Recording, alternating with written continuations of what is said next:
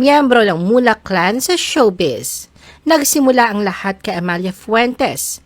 Siya ay pinanganak na Amalia Mulak kay Alvaro Mulak Sr., isang Espanyol-Aleman, at Concepcion Amador, isang Chinese mestiza. May dalawang kapatid si Amalia, sina Alexander at Alvaro. Ang aktres na si Lizel Martinez ay anak ni Amalia at Romeo Vasquez.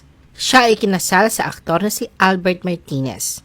Naiwan ni Lizel ang kanilang tatlong anak, sina Aliana, Alfonso at Alisa. Si Alex Mulak at Rebecca Rocha ay nagkaroon naman ng 6 na anak.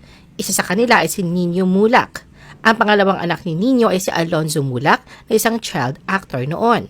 Si Alvaro ay isang actor at producer.